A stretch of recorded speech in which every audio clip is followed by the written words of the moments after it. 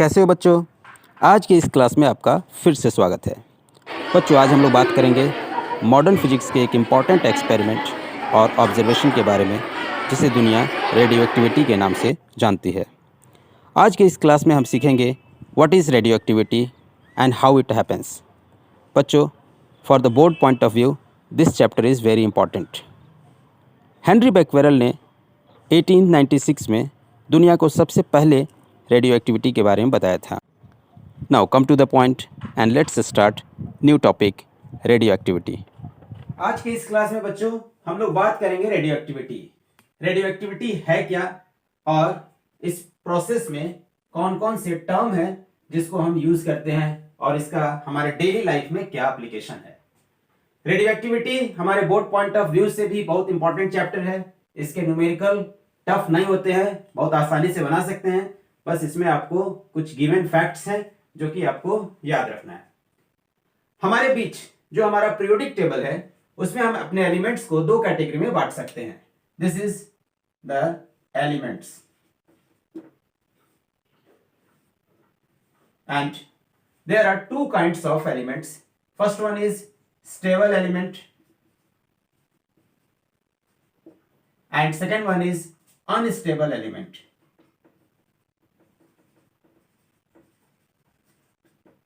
Unstable element और stable element के बीच हम रखते हैं 82 जिसका एटॉमिक नंबर है एंड दैट इज लेड। यहां हम लेड को रखते हैं इसके बीच में। 82 से अगर कम इलेक्ट्रॉनिक आपका उस एलिमेंट का एटॉमिक नंबर है, if the atomic number of that element is less than 82, तो वैसे एलिमेंट को हम स्टेबल एलिमेंट कहेंगे। अगर उस एलिमेंट का एटॉमिक नंबर 82 से ज्यादा है, 83 से ज्यादा है, for example 86, 92, 98, like uranium, thorium, plutonium, तो ऐसे एलिमेंट को हम अनस्टेबल एलिमेंट कहेंगे। स्टेबल और अनस्टेबल कहने के पीछे का लॉजिक है यहाँ पर कि उस एलिमेंट का कंटिन्यूअस डिसइंटीग्रेशन हो रहा है या नहीं। तो यहां हम देखेंगे कि हमारे पास दो तरह के एलिमेंट्स हैं। That means elements, there are two kinds of element. First one is stable element, stable element, and second one is unstable element. यह स्टेबिलिटी का क्या मतलब है? यह स्टेबिलिटी का मतलब है उसके न्यूक्लियस से। यहां पर हम देखेंगे कि जो एलिमेंट 82 एटॉमिक नंबर से कम है उसको हम स्टेबल एलिमेंट के कैटेगरी में रखेंगे, और जिस एलिमेंट का एटॉमिक नंबर 82 से ज्यादा है, दैट मींस ग्रेटर देन 82, जैसे 92, 94, 98, uranium, thorium, plutonium etcetera, these are unstable element and this is stable element। तो स्टेबल एलिमेंट जो भी होते हैं, यानी कि जिनका 82 से कम है एटॉमिक नंबर, और 82 जो होता है वह लेड का होता है, 82 जो होता है आपका लेड का होता है, दिस इज लेड, और लेड का एटॉमिक नंबर 82 है।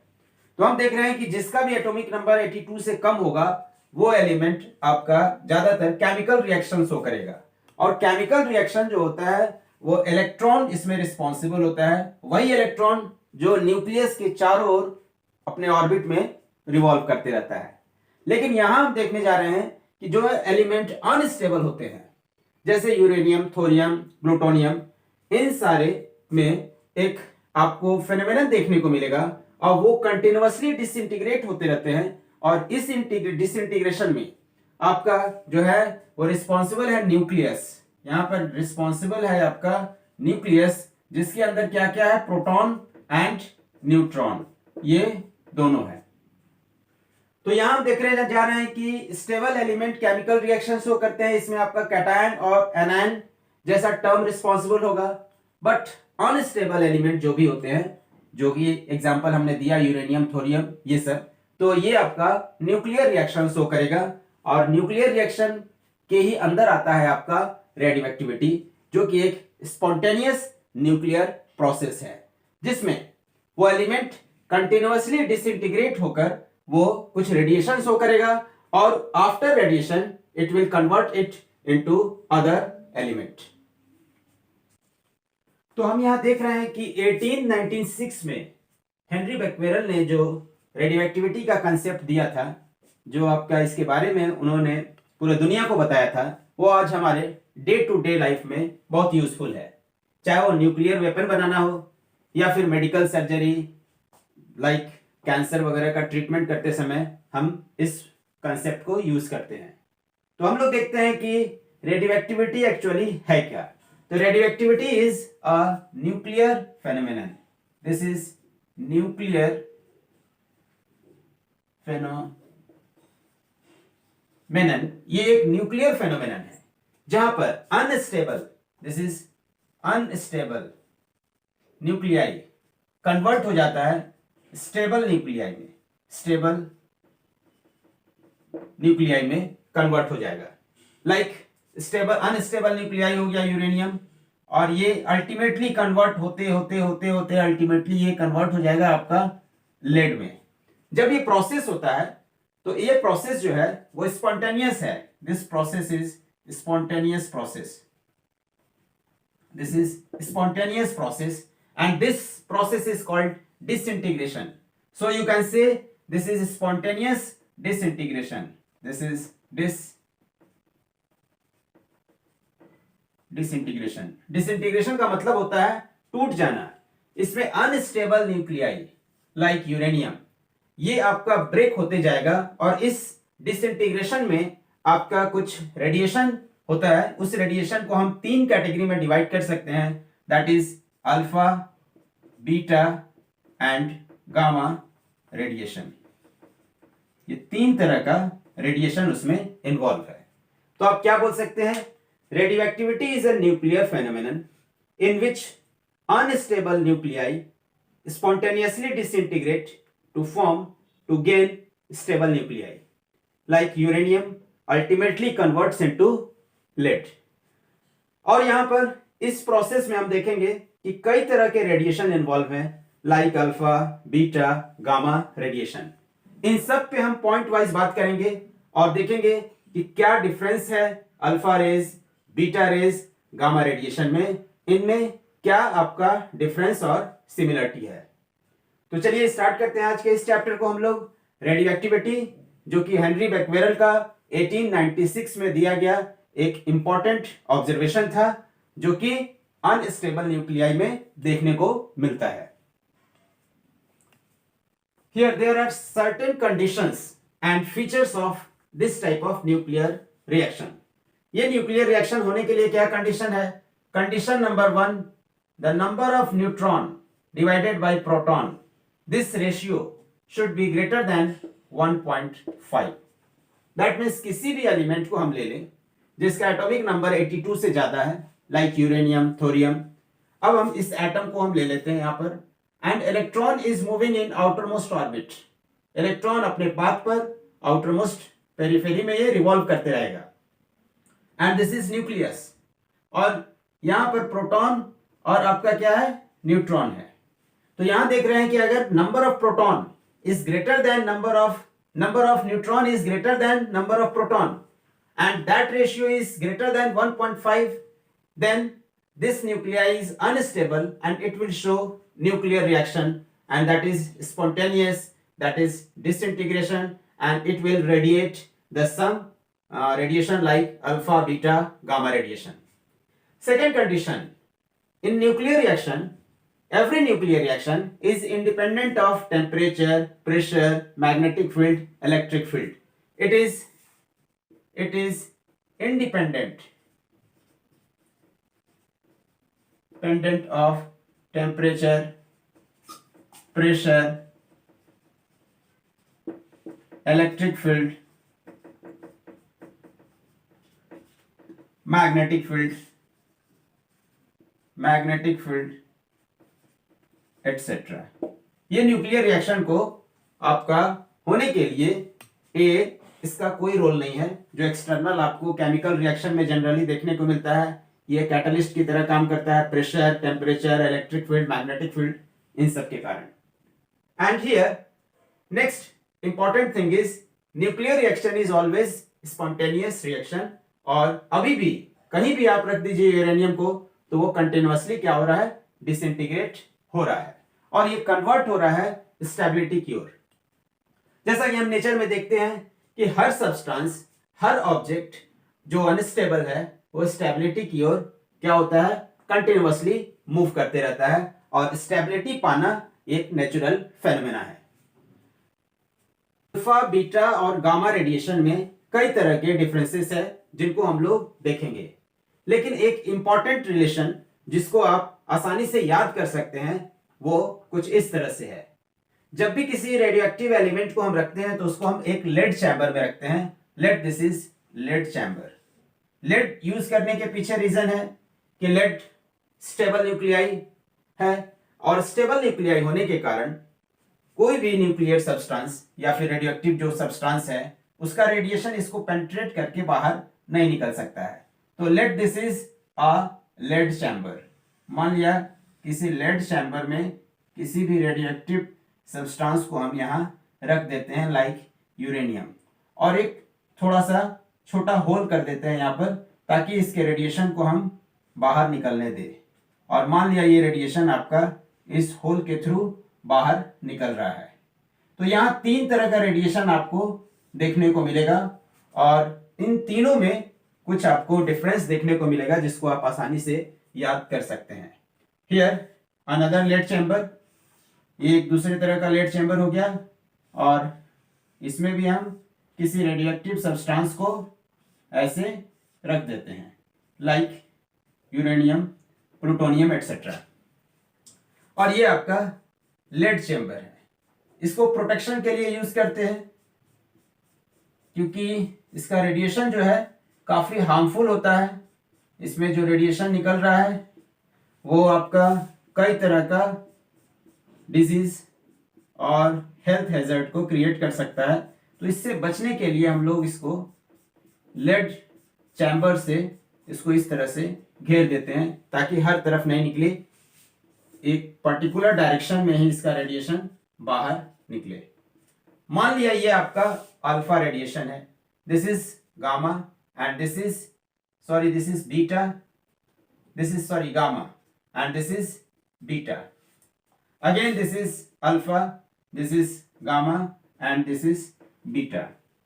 तो आपको देखने को मिलेगा कि अगर हम यहां पर मैग्नेटिक फील्ड लेते हैं, मैग्नेटिक फील्ड को बी से डिनोट करते हैं, और यहां पर हम इलेक्ट्रिक फील्ड लेते हैं, इलेक्ट्रिक फील्ड को ई से डिनोट करते हैं, और बिलो द प्लेन के लिए हम क्रॉस साइन यूज करते हैं, cross sign. Magnetic field is perpendicular to the plane and its direction is away from us, that means below the plane.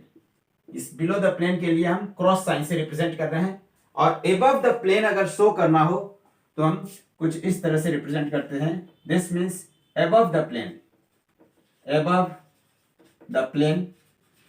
And it means below the plane. ये plane के अंदर हो गया। तो यहां देख रहे हैं कि अगर जो भी पार्टिकल हो वो अगर लेफ्ट साइड डेविएट कर रहा है तो वो आपका क्या है, अल्फा है। जिसमें कोई डेविएशन नहीं हो रहा है इन magnetic field, that is gamma, और जो राइट साइड डिफ्लेक्ट हो रहा है दैट इज बीटा। यहां पर देख रहे हैं कि ये इलेक्ट्रिक फील्ड है, और इलेक्ट्रिक फील्ड में late this is here negative and here this is positive, यहां पॉजिटिव है ये। तो यहां देख रहे हैं कि नेगेटिव चार्ज की ओर अगर कोई डिफ्लेक्ट हो रहा है left side towards negative, that means alpha particle, this is gamma radiation and this is beta particle. तो ये आपको याद करने के लिए है कि इलेक्ट्रिक फील्ड में अल्फा, बीटा और गामा का कुछ सिम्टम्स इस तरह से दिखाई देगा, और मैग्नेटिक फील्ड में अल्फा, बीटा और गामा का सिम्टम्स आपको कुछ इस तरह से दिखाई देगा। दोनों केस में गामा रेडिएशन में कोई डिफ्लेक्शन नहीं होगा, that means in magnetic field and electric field gamma radiation moves straight way, no deflection in gamma radiation. Here students, if mass number is A, mass number को हम A से denote करते हैं, then mass number is equal to Z plus N. That means number of proton and number of neutron. ये अगर stable nuclei है तब ऐसा आपको देखने को मिलेगा कि उसमें मास नंबर प्रोटॉन और न्यूट्रॉन के इक्वल होगा। लेकिन अनस्टेबल न्यूक्लियाई हो तो न्यूट्रॉन का नंबर प्रोटॉन से ज्यादा होगा। Neutron and proton collectively called nucleons. ये आपका एटम है मान लिया, तो इस एटम के अंदर में आपका एक न्यूक्लियस होता है। और बच्चों यहां बहुत इंटरेस्टिंग बात है कि ये न्यूक्लियस का साइज काफी छोटा होता है। इसको आप कंपेयर कर सकते हैं कुछ इस तरह से कि मान लिया ये अगर एटम का साइज है, एटम का साइज लगभग 10⁻⁻10 मीटर होता है ये, तो न्यूक्लियस का जो साइज होगा वो 10⁻⁻15 मीटर होगा। This is the size of nucleus and this is the size of atom. अब इसको कंपेयर कर सकते हैं आप एक फुटबॉल के बड़े स्टेडियम को, मान लीजिए आप कि वो आपका एटम का साइज है, तो उस स्टेडियम के बीच में जो ग्राउंड है उस ग्राउंड पे एक फुटबॉल रखा हुआ है, तो that football, that means size of that football is the size of nucleus. और जो पूरा स्टेडियम है फुटबॉल का जो आपका दिख रहा है वो आपको क्या है, वो आपका साइज ऑफ एटम है। तो यहां बच्चों हम देख रहे हैं next, nuclides are represented as X A Z. यहां पर क्या है, X is chemically the symbol of element. किसी एलिमेंट को हम कुछ इस तरह से लिखते हैं। ए यहां क्या है, mass number, and this is number of proton. Neutron is neutral having mass. Neutron का जो मास होता है बच्चों वो होता है 1.6 into 10⁻⁻27 kg and it was discovered by James Chadwick. Its penetration power is very high। और हम लोग जानते हैं कि न्यूट्रॉन दो तरह के होते हैं। There are two kinds of neutron. First one is slow neutron and second one is fast neutron. On the basis of your nuclei, there are three types of elements. तो हम एलिमेंट्स को भी तीन कैटेगरी में बांट दिए हैं। First one is isotopes. Isotopes having atomic number same atomic number, that means Z is same but different mass number, that means A is different. For example, here hydrogen का आपको तीन आइसोटोप्स देखने को मिलता है, प्रोटियम, ड्यूट्रियम एंड ट्राइटियम। तो ये देखिए 1 H21 3 1। तो देखिए ये आपके पास क्या है, सेम एटॉमिक नंबर है, लेकिन मास नंबर जो है देखिए इसका 3 है, इसका 2 है, इसका 1 है। सिमिलरली यहां पर आपको यूरेनियम के साथ भी देखने को मिल रहा है कि मास नंबर देखिए इसका 238 है और इसका 235 है, लेकिन यहां पर आपको देखने को मिल रहा है कि एटॉमिक नंबर सेम है। तो this is the example of ये हाइड्रोजन और यूरेनियम जो एग्जांपल है यहाँ आइसोटोप्स का एग्जांपल है। इसको इस कैटेगरी में रखेंगे, नीचे वाले में नहीं रखेंगे। Here this is isobars. Isobars means same mass number, same mass number, that means mass number को हम ए से डिनोट कर रहे हैं, कैपिटल ए से, एंड डिफरेंट एटॉमिक नंबर, और एटॉमिक नंबर उसका क्या हो, डिफरेंट हो। तो यहां देखिए मास नंबर 3 और 3 है, लेकिन यहां देखिए 1 एंड 2 है। यहां देखिए कार्बन और नाइट्रोजन लिए, इसका मास नंबर 14, लेकिन यहां देखिए एटॉमिक नंबर आपका 6 और 7 है यहां। तो ये दो एग्जांपल है आपका example of isobar. Now isotones, the nuclei having equal number of neutron. Equal number of neutron, neutron को कैसे फाइंड आउट करेंगे हम, A माइनस जेड से हम कैलकुलेट कर सकते हैं न्यूट्रॉन को। तो ये जो ऊपर वाला आपका क्या है, A है, नीचे वाला Z। तो यहां देखिए ये आप ले लेते हैं 9 और ये 4 है, तो ये आपका 9 - 4 5 है। यहां पे देखिए बोरोन के लिए 10 - 5, ये भी 5 है। That means this is the example of isotone. तो कुछ एग्जांपल के साथ डेफिनेशन को हमने जो शॉर्ट में लिखा है ये आपके दिमाग में रहना चाहिए एग्जाम के समय। क्वेश्चन कहीं से भी पूछा जा सकता है। ज्यादातर क्वेश्चन जो होते हैं वो मेमोरी बेस्ड क्वेश्चन होते हैं और टॉपिक के अंदर से होते हैं क्वेश्चन, तो उस क्वेश्चन को आप आराम से बना सकते हैं अगर फैक्ट्स आपको याद है तो।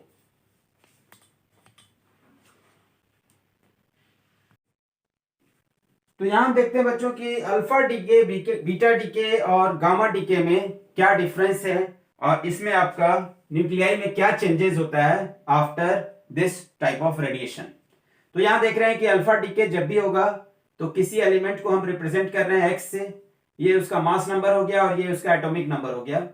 तो मास नंबर में चेंजेस जो होगा वो 4 यूनिट का होगा, and here in atomic number 2 unit. तो ये जो चेंजेस हो गया, तो इसको बैलेंस करने के लिए जो हमारे पास रिएक्शन बना, वो यहां से आपके पास पार्टिकल आ रहा है, दैट इज हीलियम, हीलियम 4 2। ये सिमिलर है हीलियम एटम के। तो यहां देख रहे हैं कि इन alpha particle charge is, alpha particle का जो चार्ज होगा वो कितना होता है, 2 twice of electron, and it produces heat, ये हीट एनर्जी को प्रोड्यूस करता है। और इसका जो मास होता है वो कितना होता है, मास ऑफ प्रोटॉन, ये आपका मास ऑफ प्रोटॉन का कितना है, 4 टाइम्स है।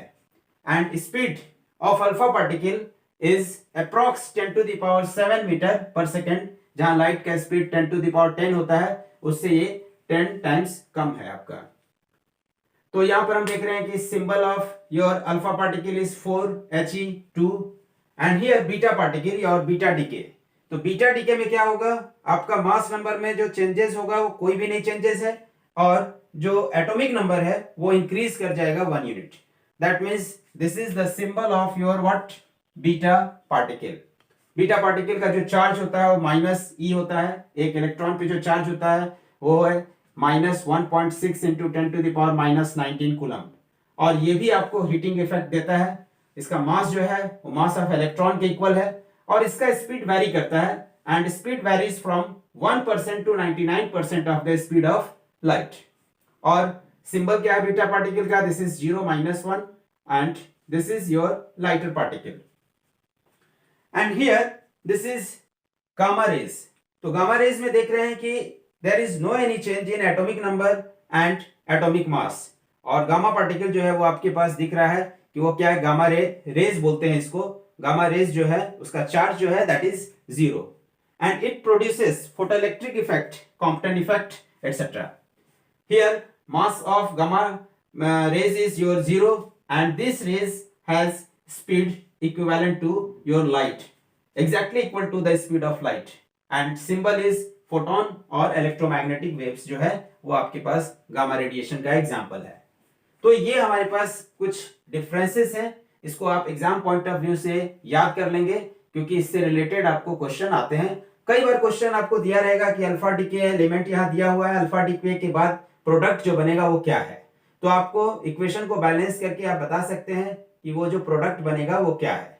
यहाँ भी आप बता सकते हैं उसी अकॉर्डिंग, यहाँ भी आप बता सकते हैं 2 बार अल्फा डीके हुआ है तो जो प्रोडक्ट बनेगा वो क्या होगा, उसके एटॉमिक नंबर, उसके मास नंबर में क्या चेंजेस आएगा, इस पे क्वेश्चन आपको पूछा जा सकता है। आज की इस क्लास में बच्चों बस इतना ही। मिलते हैं अगले वीडियो में कुछ नए कंसेप्ट के साथ। तब तक इस चैनल पे बने रहिए। कोई डाउट, कोई कन्फ्यूज़न हो तो आप दिए गए नंबर पे अपने डाउट्स को भेज सकते हैं। Have a nice day.